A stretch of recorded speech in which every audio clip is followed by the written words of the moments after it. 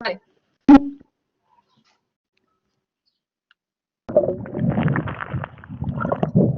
Silenciad los micros todos para que no haya interferencias.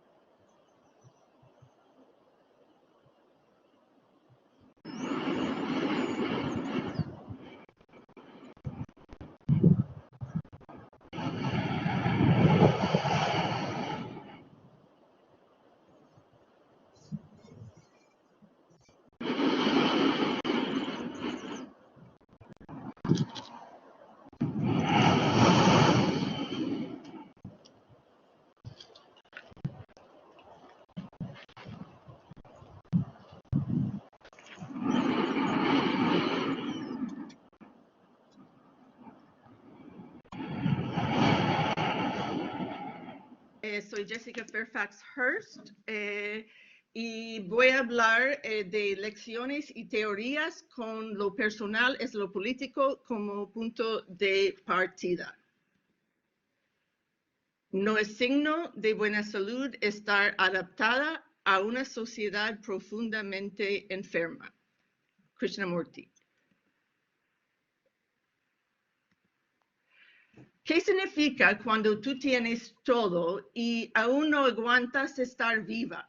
O sea, yo crecía con todos los privilegios que podría imaginar, con padres simpáticos, sin trauma aparente, sin discriminación o acoso en mis empleos, y con ciudadana de Estados Unidos. Pero cada día era una agonía. ¿Cómo se entiende eso?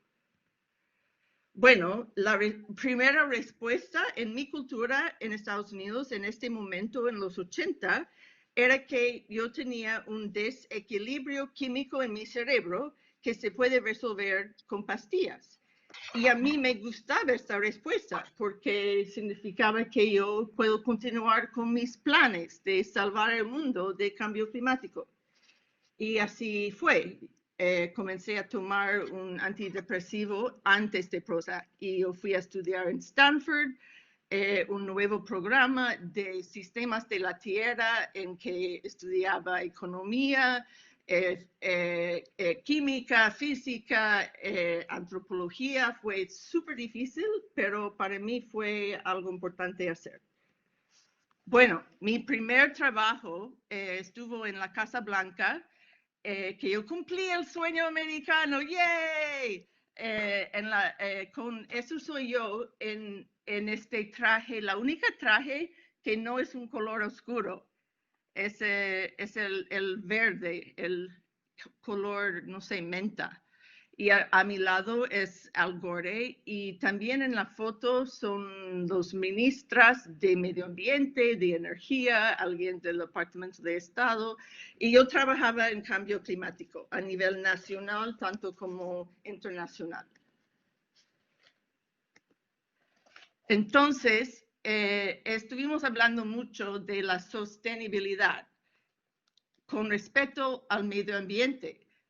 Pero ¿qué pasa con la sostenibilidad en la explotación de nosotros, los seres humanos, trabajando en eso? Yo fui a hacer mi primer posgrado en Berkeley en un programa, The Energy and Resources Group, Energía y Recursos. Y su misión, que todavía está en su página web hoy, es de promover sostenibilidad para el medio ambiente y una sociedad justo. Pero ¿qué pasa con nosotros que están trabajando en eso? Bueno, al final del primer semestre, yo me quedé completamente discapacitada con una inflamación en mis brazos y en mi columna que nadie podía explicar. Y no era solo yo, era 40% de los alumnos estudiantes en mi programa. Y entonces quedamos pensando como buenos científicos, mira, es interesante, estamos trabajando por primera vez con portátiles, esto era nuevo. Y estamos pasando varias horas cada día en esta nueva cosa que se llama Internet. Quizás esto tiene que ver. Bueno, yo desarrollé una teoría que no estuvimos aplicando los mismos principios de sostenibilidad que estuvimos aprendiendo para recursos naturales a nosotros. Siempre mis amigos hablaban de, oh, yo tuve un buen día porque era muy productiva y yo escribí 3 artículos y alguien dice, yo escribí 5 artículos y así fue. Entonces yo no pude teclar o escribir. Yo grabé mi ensayo en un cassette y yo lo puse para estos dos señores, Richard Norgaard, que era el fundador de Económica Ecológico, y John Holdren, que después era asesor de ciencia para presidente Obama. Y yo pensaba que estarían como, wow, encantados con mi hipótesis, pero no. Profesor Norgaard me dijo, bueno, ya yo he tenido 4 cirugías de corazón abierta. ¿De qué estás quejando tú? Entonces tuve que irme. Bueno, poco después yo sufrí un cortocircuito total. O sea, cuando en tu casa este panel de circuitos de, ¿cómo se llama aquí? Interruptores, se va la luz, tú vas y tú buscas dónde está el problema, en cuál interruptor, y tú lo pones de nuevo, y si todavía no sirve, tú llamas al electricista y arreglan y tal. Pero esto no funcionó en mi caso, que las mismas pastillas no funcionaban, ni ninguna otra, y yo me quedaba como que habían sacado con una cirugía todo mi interés o capacidad de tener interés en cambio climático o en nada, básicamente. Y esta foto es de un performance en Quito, en el Festival Performácula en enero de este año. Y también esto, yo trabajo mucho en mi obra con estas pastillas porque son tan bonitas y porque son muy simbólicos. Y eso también es en Quito. Y detrás de mí es la foto, la misma foto en la Casa Blanca, pero ahora en otra dimensión, como fantasma. Y esto es como yo me sentía que había pasado a mi realidad. Este es de otro performance en Riga, en Latvia, en 18. Yo trabajo con esta imagen y la idea como un paralelo entre la idea de pastilla y medicina como milagro o salvación con el ritual católico de la comunión. Que si tú tomas la pastilla es como el cuerpo de Jesucristo. No sé, no soy cristiana, soy judía, pero para mí es algo parecido.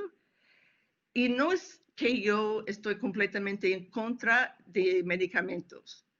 Yo creo que para mí han tenido un papel fundamental en el sentido de que si imaginas manejando un auto sobre hielo, tus llantas no tienen tracción. Tú puedes trabajar el motor a toda fuerza. Tú no vas a ningún lado. Pero para mí, las pastillas, cuando funcionan, que no es siempre, es como poner arena o algo debajo de la llanta para darme la tracción suficiente para hacer todo el trabajo de sobrevivir.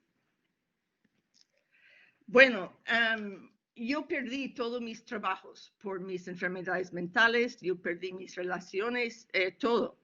Entonces, en 2006, un amigo me invitó a visitarlo en Nicaragua y yo fui y me quedé. Y descubrí el otro parte del experimento, en el sentido de que yo tenía los mismos medicamentos y estaba hablando por teléfono con la misma terapeuta en Estados Unidos, pero yo comencé a tener interés en el mundo por primera vez en como varios años.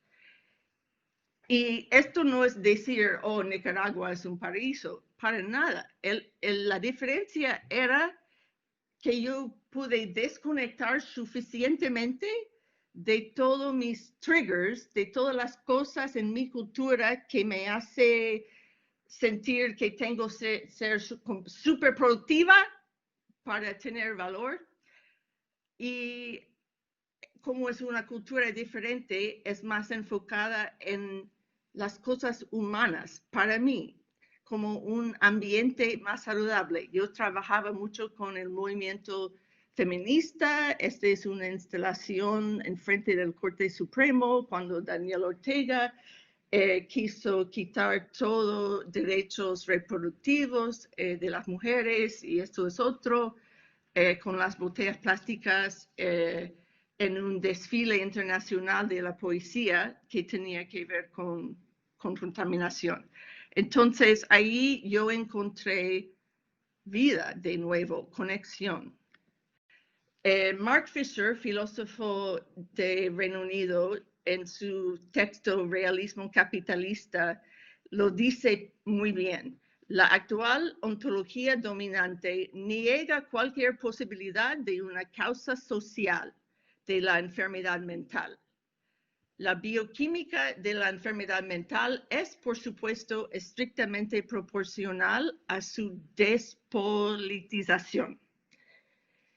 Y esto yo aprendí viviéndolo, o sea, ningún médico o terapeuta o nadie había mencionado la posibilidad de que es la estructura de la sociedad de Estados Unidos que me estaba enfermando.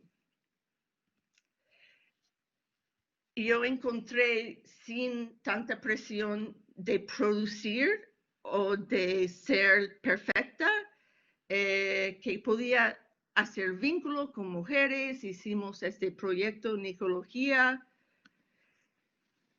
Otra parte de lo que dice Mark Fisher, considerando la enfermedad mental como un problema químico, biológico, individual, tiene enormes beneficios para el capitalismo.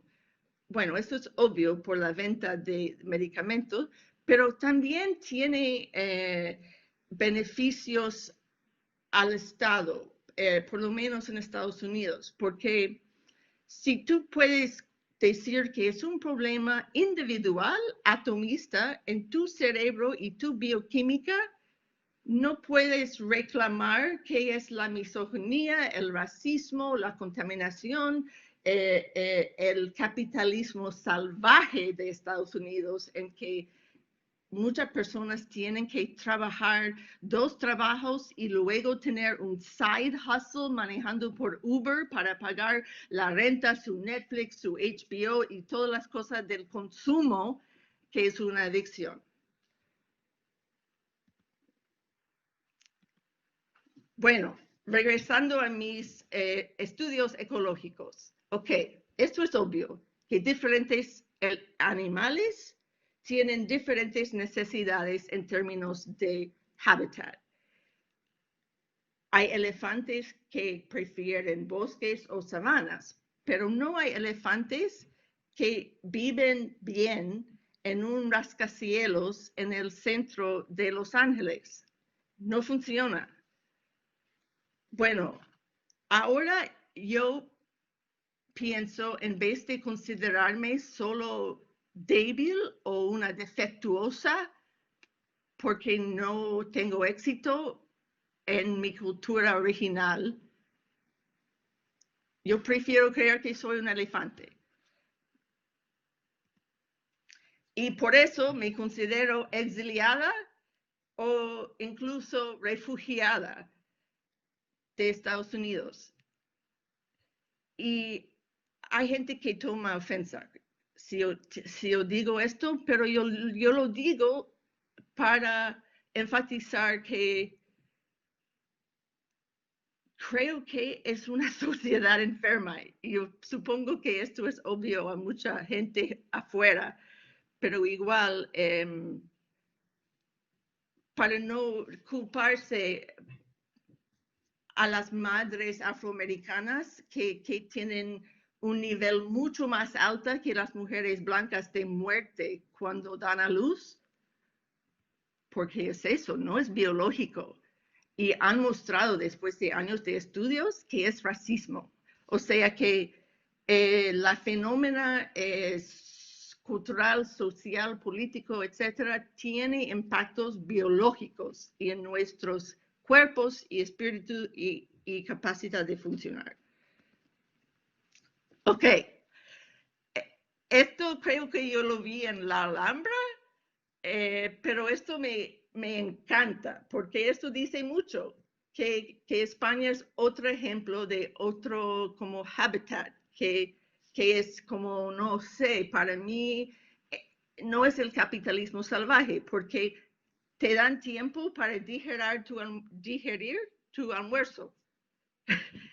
En mis trabajos en Estados Unidos teníamos 30 minutos total para ir, comprar la comida, comerlo y regresar a la oficina. Es un ejemplo, pero dice mucho.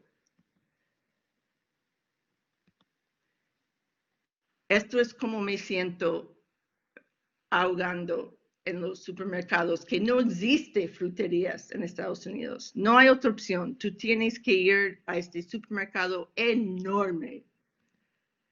Ok, ableism. No encontré una traducción para esto en español. Entonces, la definición es la discriminación contra personas discapacitadas, pero para mí lo más importante es el ableism estructural. Cómo la sociedad está estructurada para favorecer a gente supuestamente capacitadas y para excluir a personas discapacitadas. Y con esto llegamos a OTES, donde yo fui para hacer una maestría en arte en 2016 en Los Ángeles, y yo fui para estudiar con Suzanne Lacy, porque ella era la directora del programa. Y me encanta su obra, y bueno,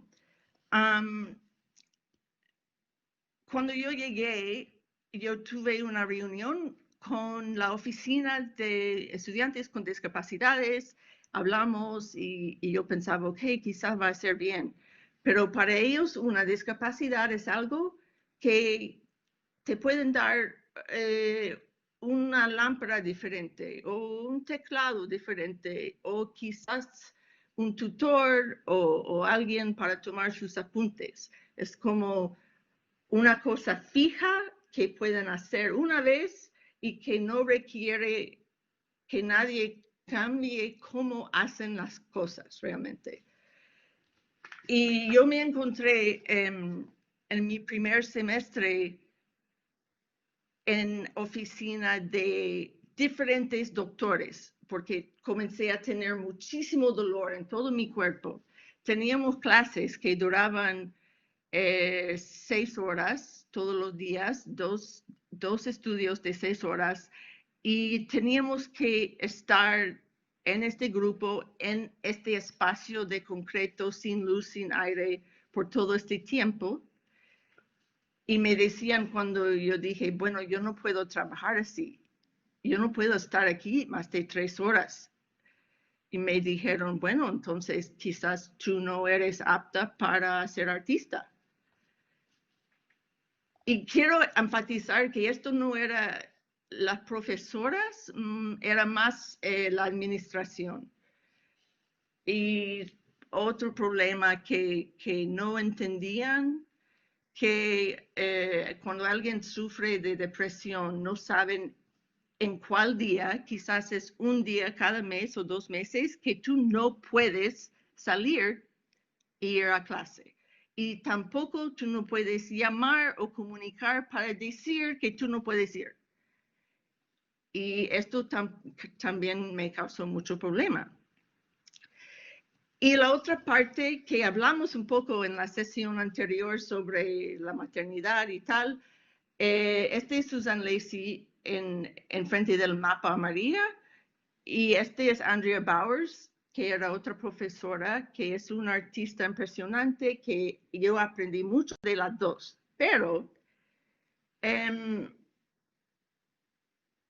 ponían como ejemplo de sus propias vidas y también en cómo hablaban del arte y arte como mujer, etcétera, que tú para tener éxito en este mundo del hombre, tú tienes que trabajar más que ellos, y por su ejemplo decían como no puedes tener familia, básicamente, porque tienes que estar trabajando todo el tiempo, viajando, etcétera. Y yo tenía como otra compañera de clase que ella tenía 6 hijos. Ella ya era madura y ella, las profesoras, Andrea Bowers y Susan Lacy, ella sentía discriminada, que ellas pensaban que ella, mi amiga, no podría ser buena artista porque está dedicando energía a estos niños. Bueno, Arriba podemos ver a Patrice Cullors al lado izquierda y Janaya Future Khan al lado derecha. Tuve una increíble clase con, no puedo decir ellas, porque Janaya es no binario. No sé en español cómo decir como ellas, no sé si existe. Pero bueno, son fundadoras de Black Lives Matter y me enseñaron muchísimas cosas súper importantes para mi obra, para mi vida, para la sociedad. Y también tenían una generosidad de espíritu que yo sentía. Y no sé si esto viene de su trabajo como activistas, organizadores, y las dos son queer, son pareja. No sé si tiene que ver con esto o que son más jóvenes, no sé, pero era como otra onda. Igual tuve que retirarme y no pude lograr mi título aquí tampoco. Ok, en el mundo de performance, y casi vamos a terminar, es más flexible, es más abierto. Esto sí es verdad, pero no todo está bien. No sé, supongo que todos conocen la Pocha Nostra, que es en la foto al lado derecha, es Guillermo Gómez Peña y Saula López, creo. Me encantaba su trabajo, yo había leído varios de sus libros y la oportunidad de hacer un taller de varios días con ellos en Los Ángeles. Entonces, tuve el mismo problema en que ellos decían que era su método, que todos tenemos que estar presentes juntos en esta sala por todo el taller, que esto fue como 10 horas al día y además querían que vayamos a cosas sociales después para crear más vínculo. Y yo no podía. Y me dijeron, bueno, tú no puedes participar porque este es nuestro método. Y puede ser que es su método y que funciona bien, pero me quedé pensando en cuando decían, no, mujeres no pueden trabajar porque pueden embarazarse. ¿Y qué vamos a hacer? Esto no es parte de nuestro método. O cuando decían, mujeres no pueden ser pintores o no podemos tener gente queer en el ejército. Siempre que era el método, pero ¿qué perdimos? Ser tan fiel a este método que excluye a otra persona. Y también, bueno, se enojaron conmigo y me decían, pero nosotros no podemos, nosotros tenemos a alguien en nuestra colectiva que es discapacitada con cosas de salud mental. Entonces, es imposible que somos ableist. Y para mí esto me sentía como decir, oh, yo no puedo ser racista porque tengo un amigo negro. O sea que todos somos diferentes. Y este fue terrible para mí, fue muy trágico. Y yo estaba llorando y fue terrible. Pero no es siempre así. Yo mencioné que hice un performance en enero en Quito y estas maravillosas seres al lado izquierda son Pacha Queer, que nos conocimos en el mismo festival Brasil donde conocí a Cheryl Lynette en 17 y me invitaron a esta cosa en Quito. Y cuando yo llegué me decían, bueno, ellas tienen una casa monstrua, es una casa enorme en Quito, y ellos tenían muchísimos colchones en una sala enorme, y todos los artistas van a dormir ahí y hacer mucha fiesta. Y ellas sabían que esto no funciona para mí y encontraron otra casa tranquila donde yo podría dormir. Y esto es como la primera vez realmente que alguien pensaba en mí y mis necesidades y de no excluirme porque no puedo estar en fiesta 24 horas al día. Y somos muy diferentes.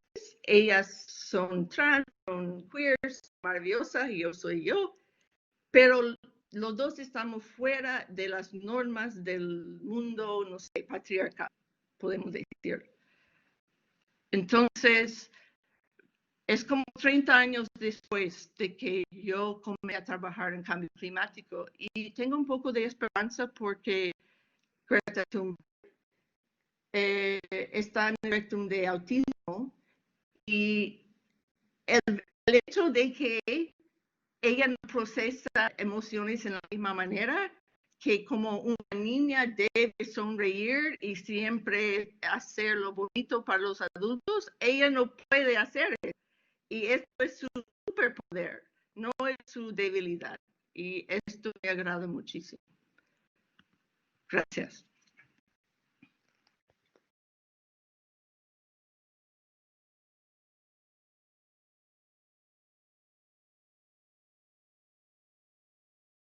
El presente es diferente. Un nuevo proyecto llegó a mi vida artística.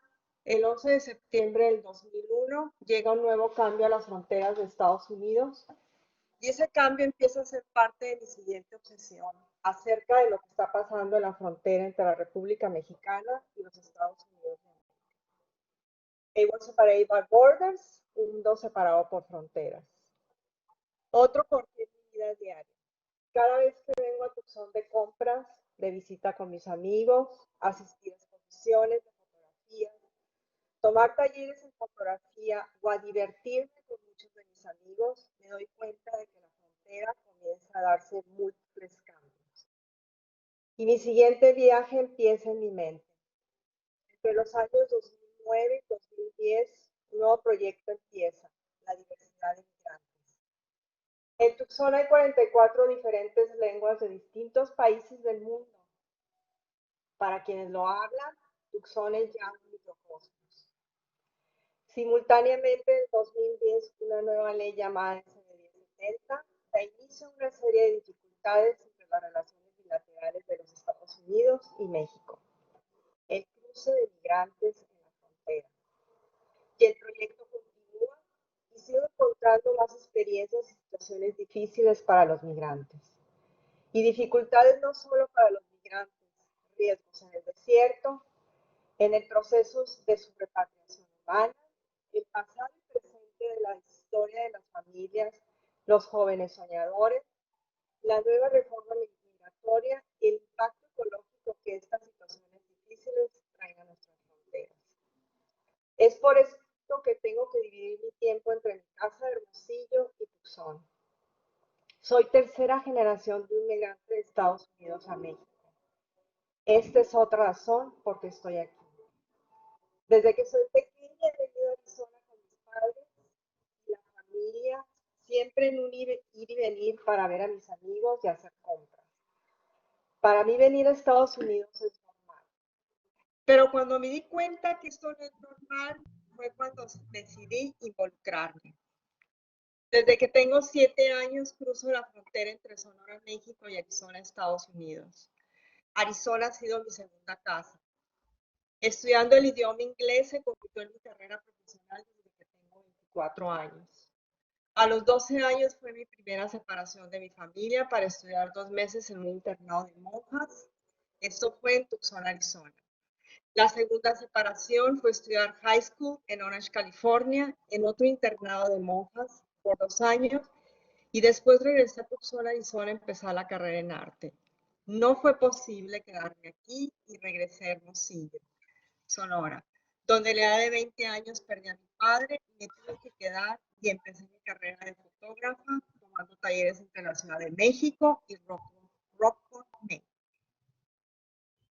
Y constantemente cruzando estas fronteras en ir y venir, siempre sola, como mujer, por mi carrera como fotógrafa, las circunstancias siempre han sido diferentes.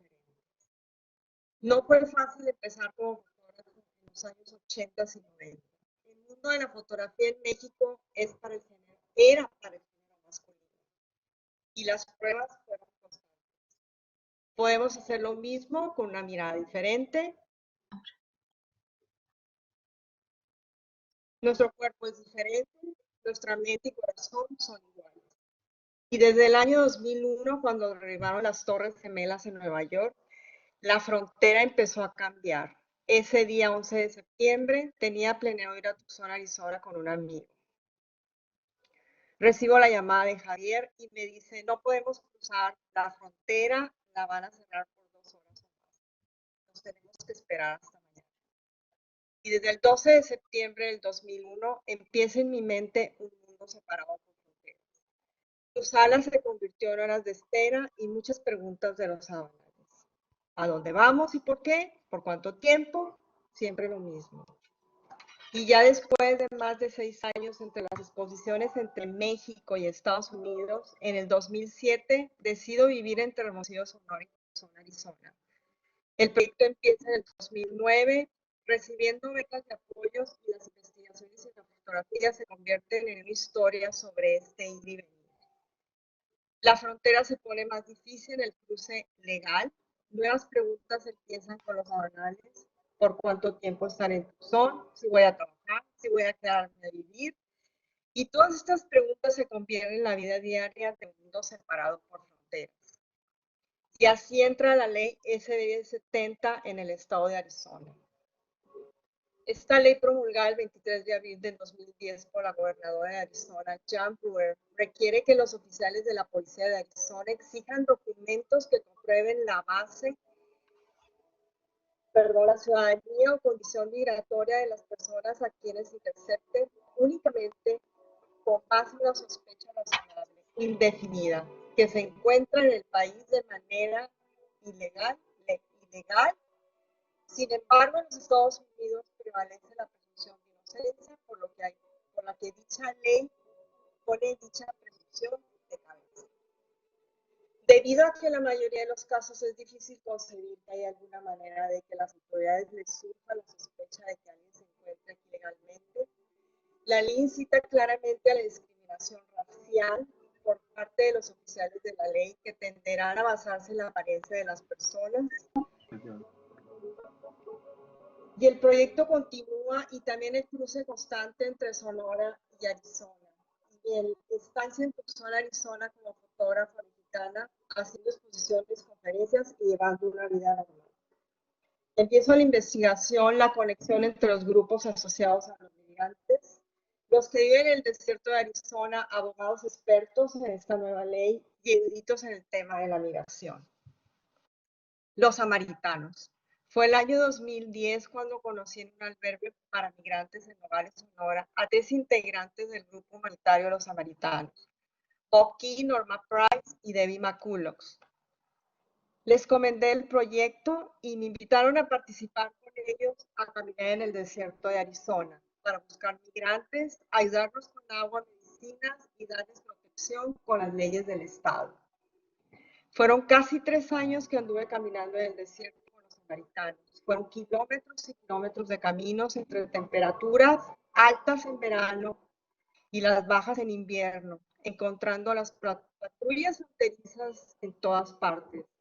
Desde el desierto con sus helicópteros y en terracería con sus camionetas 4x4 y sus motos con ruedas anchas. Encontramos cuerpos, esqueletos humanos, personas deshidratadas, con días de camino sin poder llegar a su destino, ya que los coyotes los abandonan por estar enfermos, débiles y cansados. Pagan grandes cantidades de dinero para poder cruzar al otro lado de la frontera en condiciones miserables. Y hay algo, ahí están los samaritanos esperando su llegada para ayudarlos. Antes de poder empezar con estas caminatas en el desierto, me enseñaron a sobrevivir por medio de talleres, experiencias personales de cada uno, el uso de un GPS. Una vez nos perdimos por más de 2 horas. Y lo más importante para una fotógrafa mexicana, conocer mis leyes por medio de una abogada de migración. Estas leyes son aportar mi visa de turista y tener un permiso de 6 meses para poder andar en estos lugares. Y un mundo separado por fronteras continúa no solo en el desierto, empieza a conocer la historia de los mexicanos que primero llegaron a estas tierras que fueron propiedad de México hace ya un tiempo. Familias que tienen más de 100 años viviendo en Arizona desde el Tratado de Guadalupe en el año de 1848, cuando la República Mexicana vendió sus tierras a Estados Unidos de América. Estas familias han crecido, han hecho grandes proyectos en todo el área de Arizona, siguen hablando el idioma español y continúan con la historia de lo que fueron tierras mexicanas y sobre todo nunca han abandonado su cultura mexicana. Al mismo tiempo empiezo a convivir con mexicanos ya residentes y ciudadanos de este país. Lo más importante, nunca abandonan su cultura, no dejan de visitar Sonora para ver a sus familias y viceversa. Ellos vienen a Arizona sobre todo para aprovechar esas ofertas que ofrecen. Conviví también con la tribu Yaqui, voy a sus fiestas tradicionales y ceremonias, conocer familias ya radicadas aquí. Con los Tohono los Papagos, voy a la frontera con ellos. Una de las más conflictivas de Arizona por el cruce de drogas que hacen en esta área de México a todo Estados Unidos. En toda esta frontera de Arizona se encuentran las patrullas fronterizas, sofisticados aviones y drones. En ciertos puntos se encuentran los lugares de descanso de estas patrullas y ahí instalan toda esta tecnología. Cuando caminábamos en el desierto y llegaba un helicóptero para ver quiénes éramos, solo levantábamos nuestras manos y mi cámara para que vieran que no éramos migrantes. Esto fue cada vez de tantas veces que andamos en estas áreas y varias veces llegaban las motos para preguntar qué estábamos haciendo y la respuesta era, estamos dejando agua, comida y medicina para los migrantes y solo se retiraban. Estuve también en la corte cuando los migrantes les asignan un abogado de migración y se tienen que declarar culpables. De ahí los llevan de vuelta a sus lugares de origen o los encarcelan por un determinado tiempo. En el estado de Sonora, México, una ciudad muy conflictiva fue Nogales, Sonora, ciudad fronteriza con Nogales, Arizona. En esta parte del proyecto fue pedir ayuda al gobierno federal de México, o mejor dicho, protección, ya que la ciudad de Nogales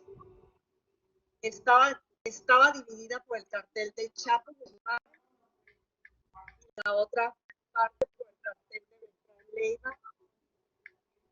En estos años hubo muchos asesinatos a las afueras de la ciudad entre carros y muchas veces civiles fueron balaceados.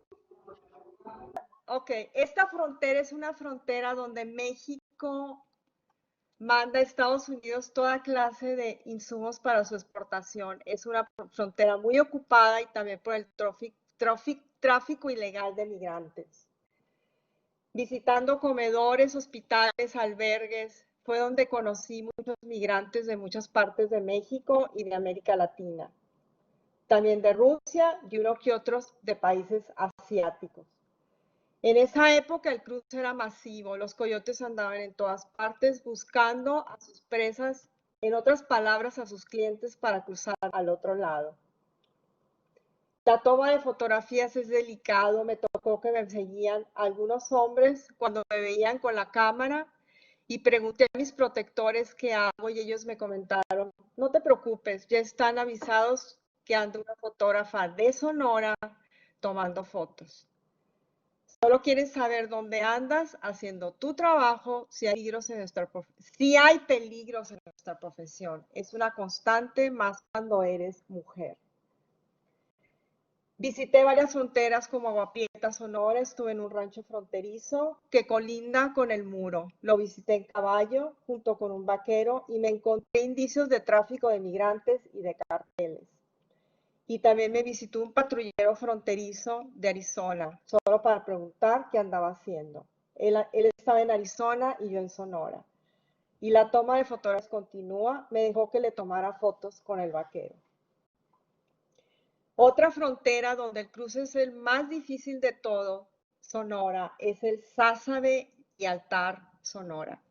Me contacté con el padre Prisciliano Peraza, conocido como el padre Prisi. Los carteles lo respetan y lo conocen muy bien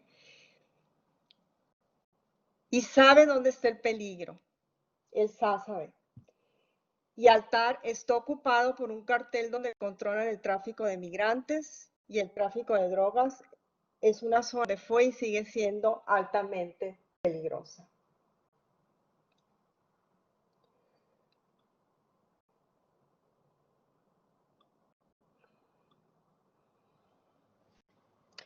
Y también me seguían donde andaba, caminando o en el carro, tomando fotos, haciendo preguntas y conociendo el lugar. Aquí en esta área, me comentó el padre, lo han visitado artistas, el National Geographic, reporteros de todo el mundo y un que otro fotógrafo que no se contactó con él y tuvo que ayudarlos. Cuando anduve en estas ciudades fronterizas, me dirigía siempre a las mujeres, casi siempre jóvenes, algunas embarazadas, otras con los pies destrozados por sus caminatas, y muchas de ellas pasando un proceso muy difícil, las violaciones. En estos momentos de silencio, cuando estaba con ellas, las palabras sobraban y la cámara se guardaba, no más fotos. Esos momentos no se pueden olvidar. Las lágrimas corrían en sus rostros, las palabras eran dolorosas y en ese momento dejaba de ser fotógrafa y me uní a este grupo para ser una mujer más, para poder entender este proceso. Esa desigualdad de género que vivimos día con día en estas fronteras. En todas estas áreas que anduve en la frontera está la barda, el muro. Hay diferentes muros de diferentes tamaños. Hay áreas donde no hay muros. Hay áreas donde el muro no deja pasar a los animales, donde los pájaros quedan atados, donde el agua no corre, donde la vegetación se empieza a morir. Y estos muros en las ciudades están llenos de historias de migrantes y artistas que cruzan constantemente. Este muro cada vez es más alto. En ciertas fronteras ya han construido el tercer muro y cada vez es más, ya que su construcción refleja el poder de la migración y discriminación.